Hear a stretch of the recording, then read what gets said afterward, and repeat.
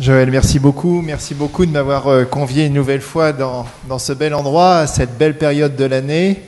On a le choix entre le foot et les actualités gériatriques. Personnellement, j'ai pris les deux. Exactement.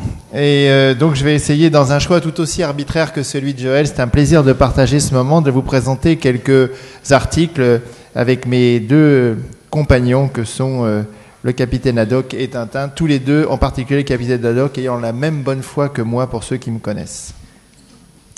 What else? Voici l'urgentiste rouennais type.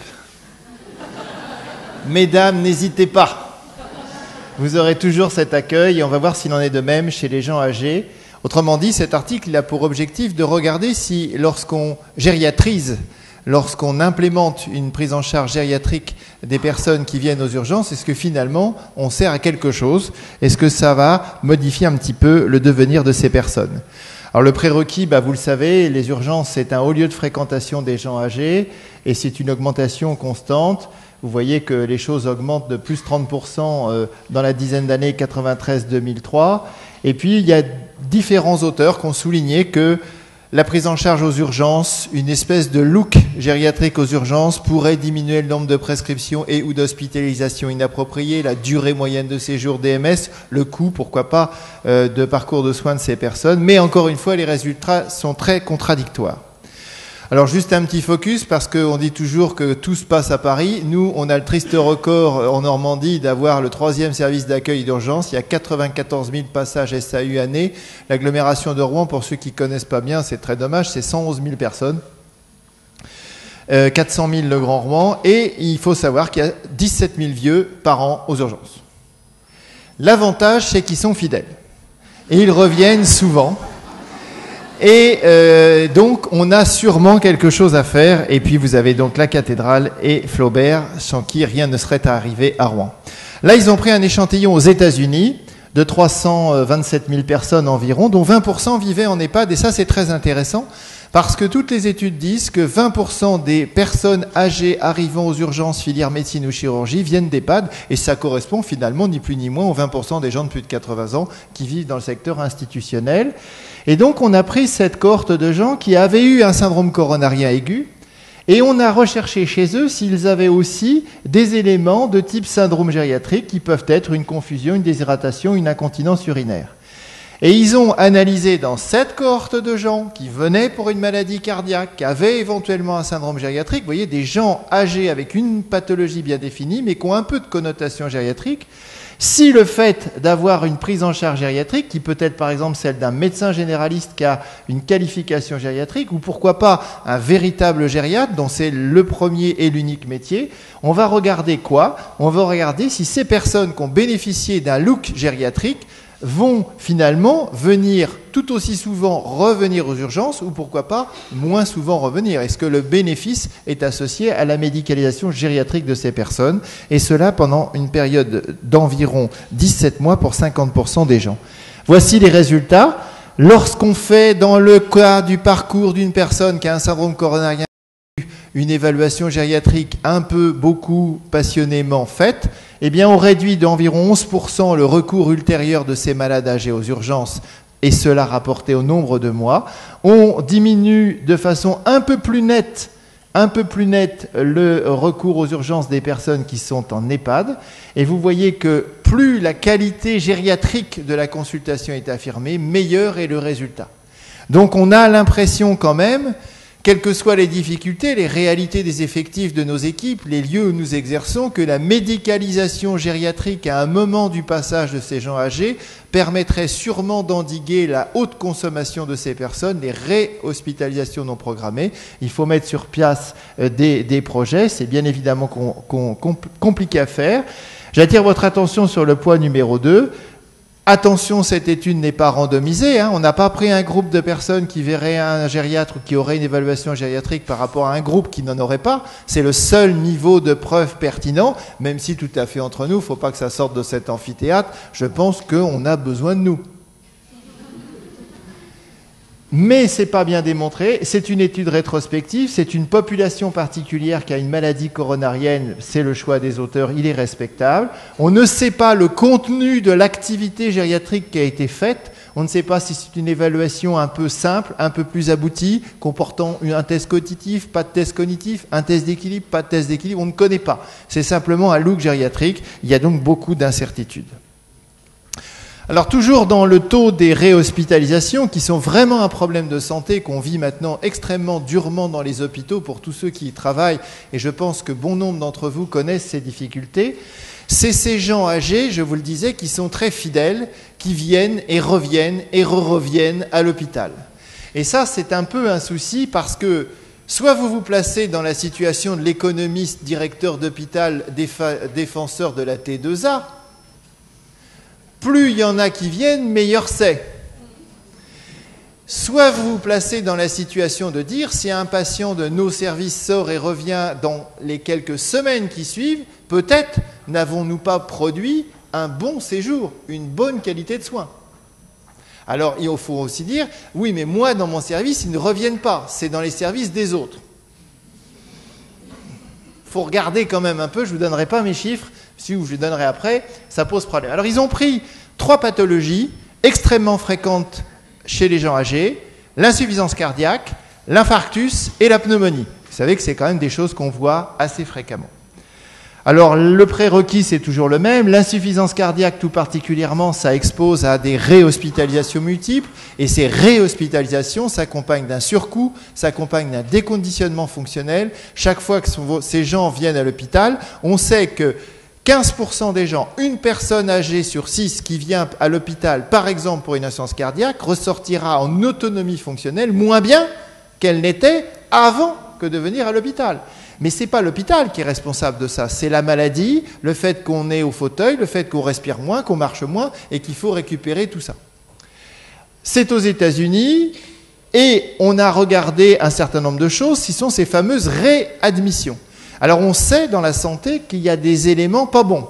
Le mois de mai, joli mois de mai, a dû être extrêmement séducteur pour les personnes âgées compte tenu des demi-semaines de travail fériés, où il n'y avait plus aucun médecin généraliste en circulation à compter du mercredi soir, et qu'il n'y avait que les urgences où il y a un peu de lumière, où les gens vont, et la semaine d'après, on recommençait. Et j'ai compté, en fait, il y avait à peine le temps de revenir entre 2 week-ends prolongés.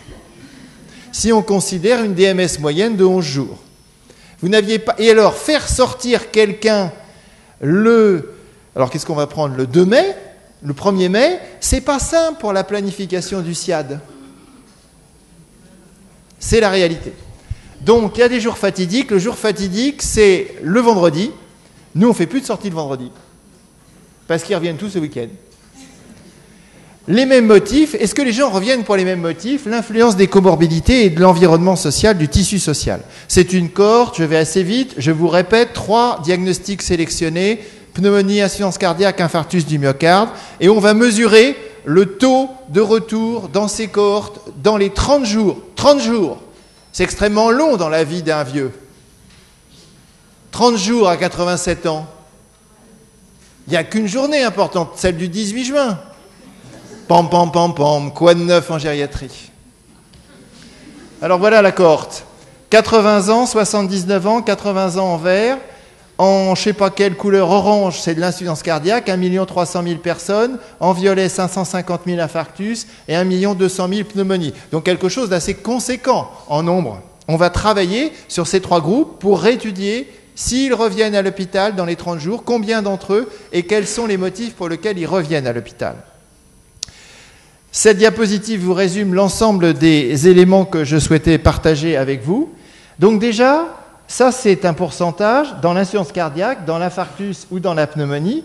Et vous voyez que les gens reviennent dans moins de 15 jours, 6 fois sur 10 dans l'insuffisance cardiaque, 67% dans l'infarctus et 62% dans la pneumonie. Autrement dit, chez les gens qui reviennent à l'hôpital, ils reviennent vite, dans les 15 jours, pour 2 tiers d'entre eux à peu près. La médiane, pour ceux qui ne sont pas trop familiers, ça veut dire que 50% des gens qui reviennent dans le délai donné. Et vous voyez que donc 50% des gens qui sont revenus dans cette cohorte sont revenus dans les 12 jours, 10 jours ou 12 jours. J'ai donc compté qu'entre 2 ponts, ils n'avaient à peine le temps de sortir.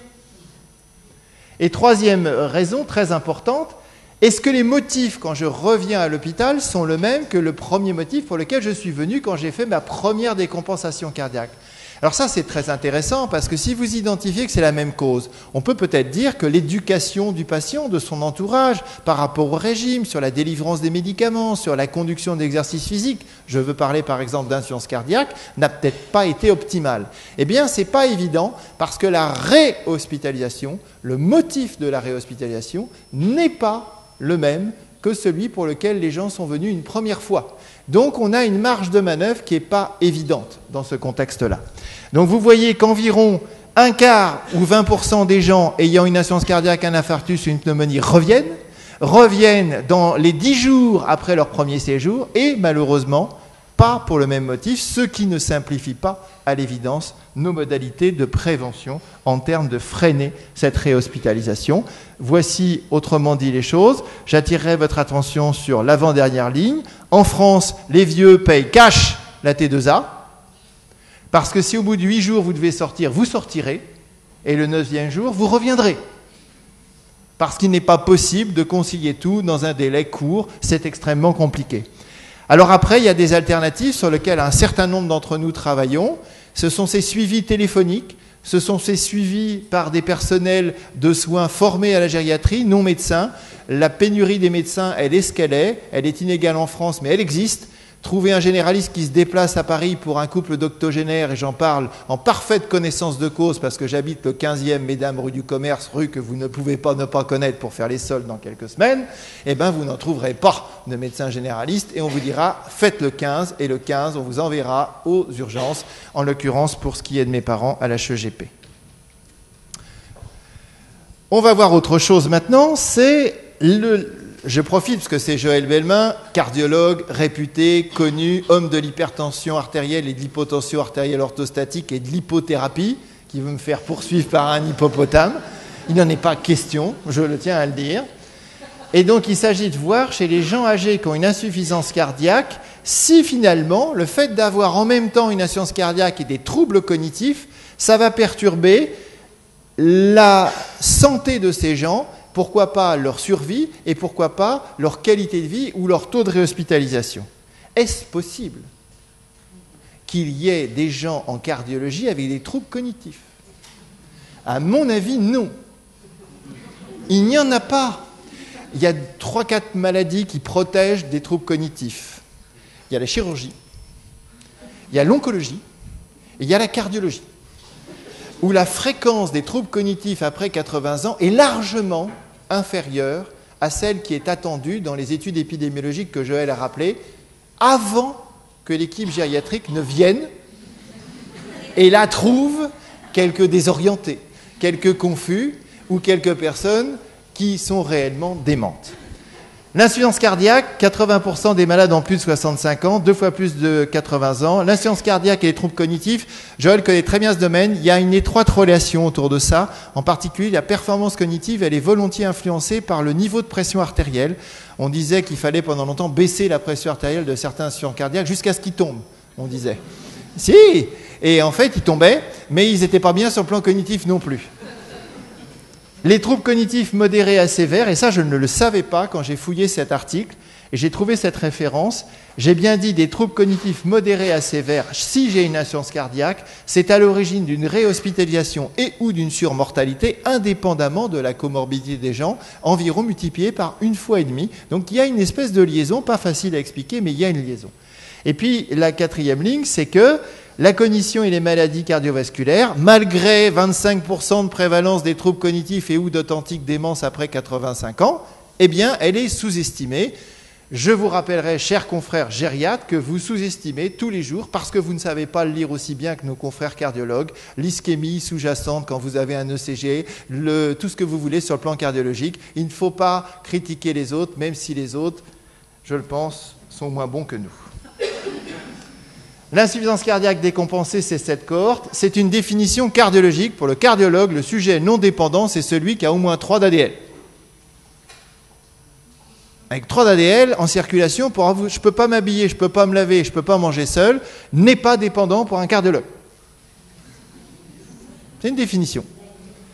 L'évaluation cognitive a été systématique dans cette cohorte. Vous voyez tout ce qui a été fait. Le MMS, ils ont recueilli des informations cognitives. Ils ont cherché dans le compte-rendu d'hospitalisation si on voyait apparaître un mot, démence, trouble cognitif, confusion, qui signifie que, tiens, le cardiologue, l'équipe de cardiologie a dit bizarre, trouble du comportement. C'est un excellent repérage, à mon avis, des troubles cognitifs. Il ne faut pas demander des choses trop sophistiquées aux autres. C'est comme si nous, on nous demande des choses sophistiquées sur l'échocardiographie. Vous allez voir, ça va vite s'arrêter. À part dire que c'est gris et blanc et gris clair au milieu, c'est tout ce que vous allez dire. Puis des fois, vous allez dire, ah tiens, je reconnais, c'est l'heure. Non, tu te trompes, c'est le VG. Bon, donc, vous ne faites pas comme moi, évitez. On va regarder la réhospitalisation ou le décès dans les 6 mois de cette cohorte. Et on va mesurer si l'impact, l'intensité du trouble cognitif attesté par le score de MMS est finalement plus fort sur ces paramètres que sont la réhospitalisation ou le décès de ces patients qui ont une insuffisance cardiaque. Voilà la cohorte, 300 personnes à peu près, 80 ans, tous ont eu, je vous le répète, une évaluation cognitive, 150 avaient une fonction cognitive. Vous pouvez critiquer sur dire que le MMS ne suffit pas, ces auteurs ont défini que MMS supérieur à temps, on disait il n'y a pas de trouble cognitif. Donc 150 n'avaient pas de trouble cognitif et 132 en avaient. Donc en cardiologie aussi, il y a quelques troubles cognitifs. Et vous avez après, sur la partie gauche, 53% de ces 132 avaient des troubles cognitifs modérés, et sur la partie droite, ils étaient modérés à sévères. Voilà le résumé des résultats que sont le décès et ou la réhospitalisation de ces patients ayant une insuffisance cardiaque, selon qu'ils aient ou non un trouble cognitif et selon l'intensité du trouble cognitif. Quand on ne repère rien, il n'y a rien dans le dossier, rien n'a été dit, eh bien vous voyez que ces malades vont revenir de façon plus importante et décéder de façon plus importante avec une probabilité 1,5 fois supérieure. Quand on repère et qu'on met ça dans le compte-rendu, finalement, il y a une espèce de prise en charge qui se fait et à ce moment-là, il n'y a pas de refréquentation ou de décès supérieur de cette cohorte qui a une insuffisance cardiaque par ailleurs. Et plus le trouble cognitif est important, plus le poids sur la survie, sur le maintien à domicile durable de ces gens est important.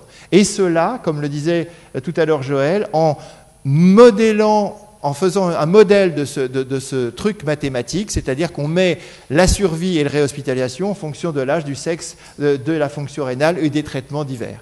Autrement dit, les troubles cognitifs ne sont pas rares, de l'ordre de 50% dans une population qui a une insuffisance cardiaque. J'ai dit des troubles cognitifs, je n'ai pas dit de démence.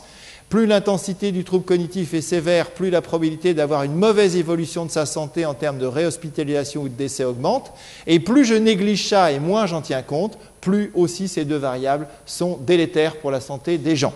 Et vous avez donc à ce moment-là une discussion qui se passe. Quels sont les mécanismes de tout ça? Éduquer un dément ou ayant des troubles cognitifs en lui disant « il faut que vous vous pesiez une fois par semaine et si vous prenez 1 kg dans les recommandations d'insuffisance cardiaque de stade 3 à 4, il faut appeler votre médecin traitant ». Ce qui sous-entend que vous êtes opérationnel pour chercher le nom de votre médecin traitant dans l'agenda et de bien vous rappeler le rendez-vous qu'il va vous donner et de ne pas oublier que 3/4 de comprimés les jours impairs et 1/4 les jours pairs, c'est facile. C'est un peu ça quand même qu'on fait faire. Qui n'a pas fait d'éducation thérapeutique n'est pas gériatre. Parce qu'on a beau le dire que c'est important, j'en suis convaincu, au bout du 2e malade, vous avez envie de fuir.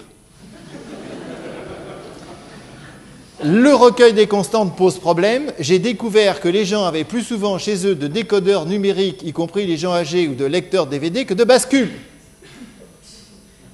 En tout cas, en France, ils ont plus de vin rouge pour les hommes, ça c'est sûr. Régime apport hydrique non contrôlé, vous savez qu'on dit qu'il faut boire un peu mais pas trop. Bon, c'est compliqué à dire. Les limites de l'étude, on ne sait pas les causes des troubles cognitifs. S'agit-il de confusion? S'agit-il de démence? On ne sait pas. Et le niveau de contrôle, je vous en ai parlé, de la pression artérielle dans ce groupe n'est pas connu par rapport aux prérequis dont je vous avais parlé. Et vous avez à ce moment-là des recommandations. Alors, les recommandations, c'est bien parce qu'il y en a toujours une qui vous va. Personnellement, moi, j'en fais toujours le 31 décembre un certain nombre pour moi-même.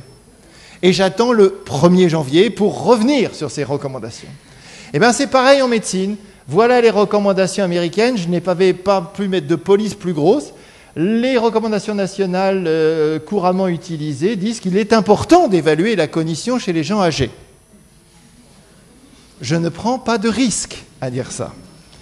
Et après, vous avez deux groupes de binômes. Vous avez le groupe du haut, le cardiologue et le gériatre, fiers dans la savane. Ceux-là s'aiment, ne s'ignorent pas, travaillent ensemble. Et vous avez le cardiologue du bas, dont on ne donnera pas les noms, ni le centre de l'hôpital, qui lui sait qu'il fait bien et donc il n'a pas besoin d'aide. À vous de choisir dans quelle contrée vous souhaitez passer vos prochaines vacances. Dernier article que je voulais vous mettre avant quelques brèves. Ça, c'est un article qui touche au cœur du problème. À quoi Serge, où vais-je, où cours-je, dans quelle étagère? Autrement dit, chers collègues, vous êtes tout à fait convaincus comme moi que nous sommes les meilleurs du monde, et c'est vrai. C'est grâce à ça que nous survivons tous les jours, jusqu'à la retraite, où là, on va changer de catégorie, on va devenir client, et là, on va commencer à dire « ils m'emmerdent avec leur MMS ». La question, c'est la pertinence de l'évaluation gériatrique systématique des gens âgés qui ont un cancer. C'est une étude extrêmement intéressante qui a été faite dans les hôpitaux de Belgique, nos amis belges, avec lesquels on passe toujours des moments extraordinaires, et jamais, jamais on ne sort affamé d'une réunion en Belgique. Ce n'est pas possible. Et donc vous allez voir la brillance de cette étude, mais qui fait, je crois, beaucoup de réflexions, génère beaucoup de réflexions. La population âgée et cancer, vous savez, il y a plusieurs types. L'évaluation gériatrique multidimensionnelle des sujets âgés cancéreux, elle pose des difficultés. Ça prend du temps. On n'est pas toujours accessible partout dans le territoire. Les financements des actes étaient pas ou ne sont pas toujours très clairs. Or, une consultation qui dure 2 heures, quand vous arrivez dans un bilan hospitalier, comme ça nous arrive de temps en temps, et on vous dit combien tu as fait d'actes? Or, cette semaine, j'ai bossé à mort, on a fait 5 hôpitaux de jour, j'ai vu 10 malades. Ah bon? Moi, je suis dermato, j'en ai vu 30 dans l'après-midi. Et là, vous êtes un petit peu discrédité.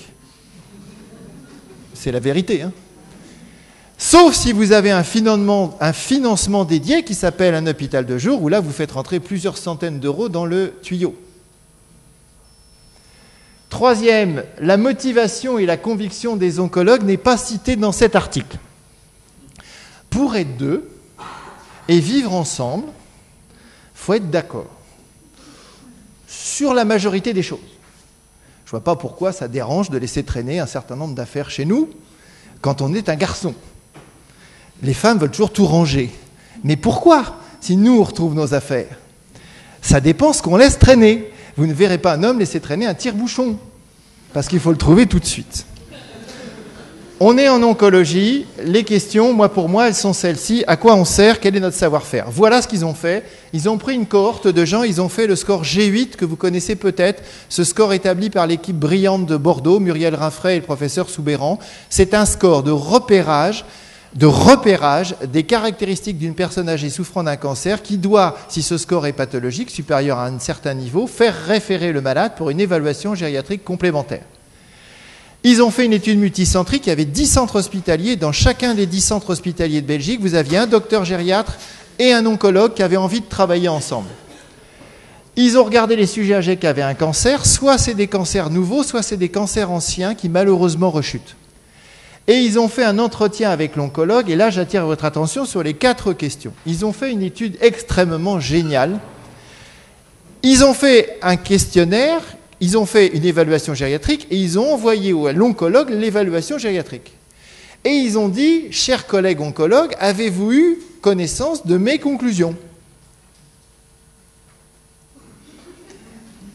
Deuxième question, chers collègues, si vous avez lu mes conclusions, est-ce que ces conclusions vous auront appris quelques nouvelles données sur la santé de cette personne qui a un cancer? De type, est-elle déprimée? De type, est-elle dénutrie?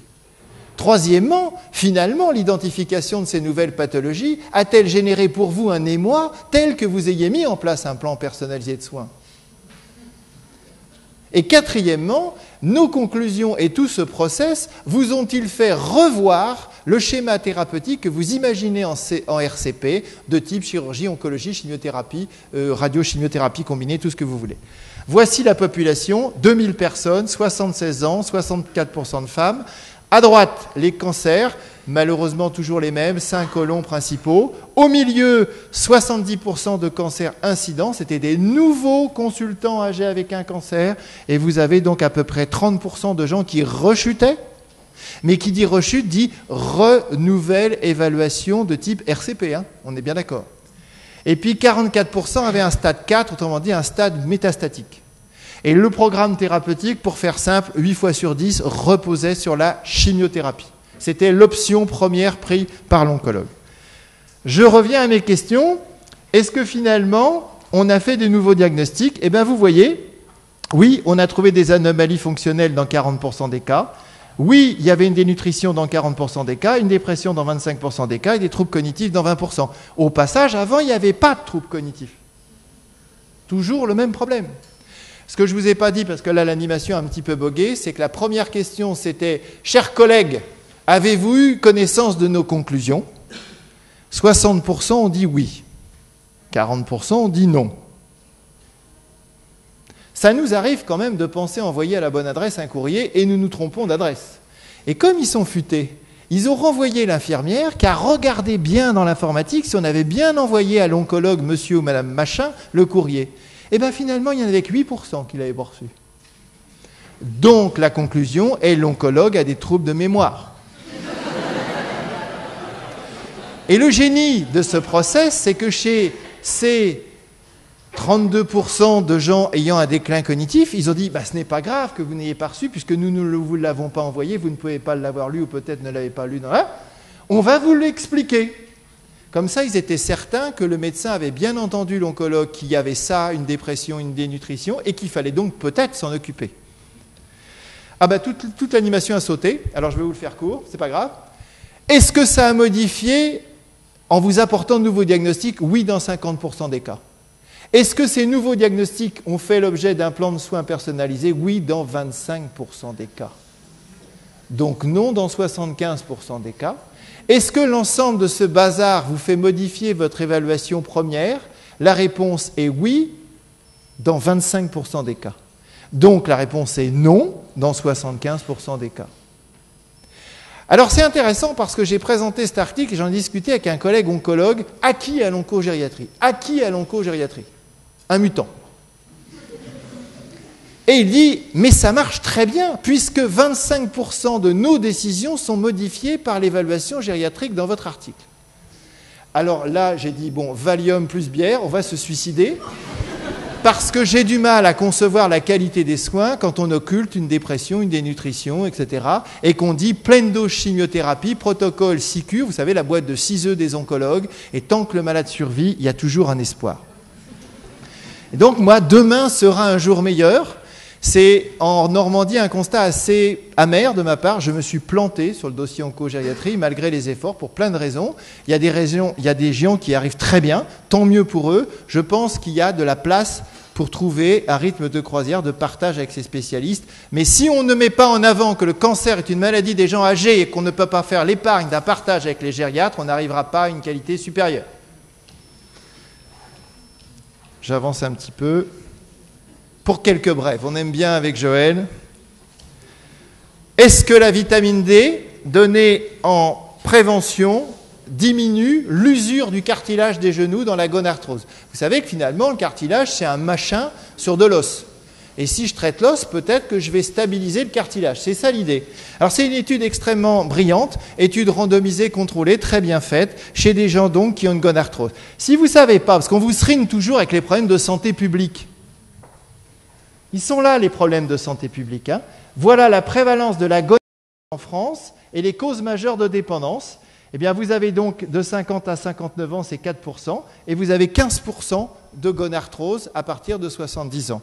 Et de façon très claire, l'animation définitivement ne marche pas, la première cause de dépendance, c'est l'arthrose. J'ai dit de dépendance locomotrice. Et quand vous avez 2 épaules arthrosiques pour vous habiller, vous ne pouvez pas. Quand vous avez des genoux qui plient plus, vous ne marchez plus. Si vous êtes parisien sans ascenseur, c'est compliqué pour descendre, ne serait-ce que pour s'habiller et le reste. Et je ne vous parle pas des bas de contention niveau 2 prescrits par le gériatre. Excusez-moi, depuis qu'on est garçon, parce que je vais tout vous dire. On va aux États-Unis avec la bande de copains. C'était du temps où il y avait un peu de soutien. Et puis, on en voit un qui dit « Ah, les mecs, j'ai acheté des bas de contention. » Qui c'est qui suis là. Et à ce moment-là, vu qu'il y en a un d'entre nous, les amis, tout le monde sort ses bas de contention. Mais aucun ne voulait accepter, nous garçons, de mettre des bas. Voilà, c'est une aparté, mais quand même, je tenais à la partager avec vous. Ça n'a aucun intérêt. Et donc, dans la gonarthrose, ils ont fait une étude. Vous prenez 2000 unités de vitamine D versus un placebo chez 146 personnes jeunes. Et on va mesurer la douleur, la chondrolyse et le recours aux autres médicaments de type antalgique ou AINS. On est à 60 ans, on peut encore prononcer le mot d'AINS. Eh bien, ça ne marche pas. Tout a sauté, l'animation.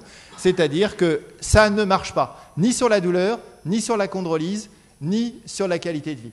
La vitamine D à haute dose, comme essayant de prévenir la symptomatologie de gonarthrose, ne change rien.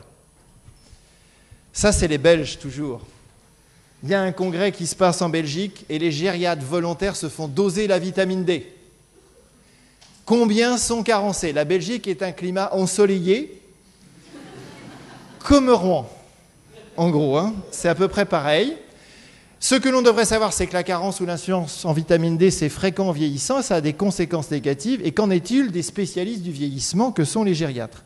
C'est le collège des gériatres belges qui se réunissent à Ostende en 2011 et 2012. Alors, ils vont faire une évaluation des pratiques professionnelles géniales. Ils vont dire 11 doses pour ceux qui sont d'accord, et dans un an, on verra quel est votre taux. Et un an après, on va dire combien d'entre vous, chez qui on a authentiquement démontré une carence, ont pris de la vitamine D. Alors voilà.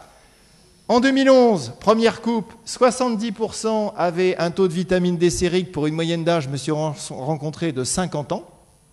Donc des jeunes, hein, Joël, hein, des gamins.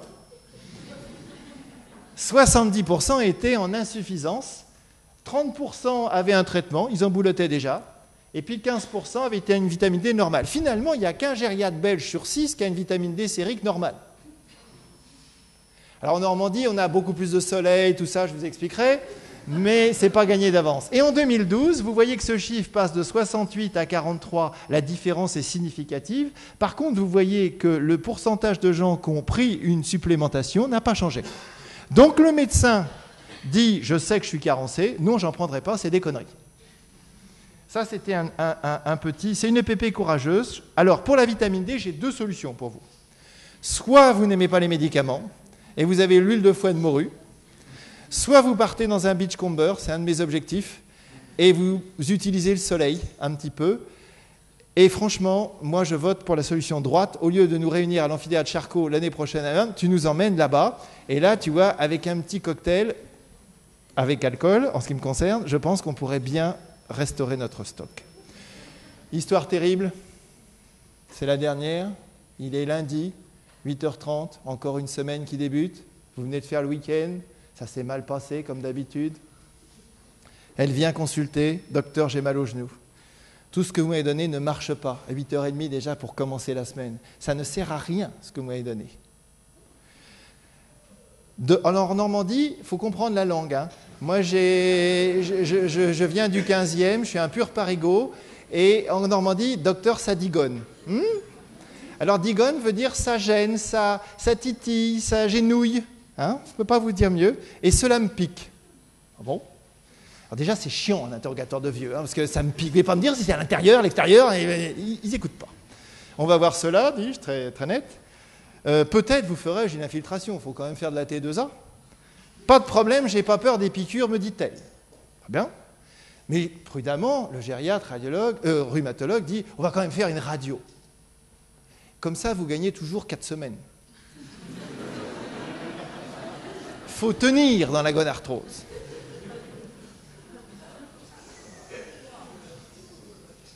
Alors, nous voilà revenus avec la radio.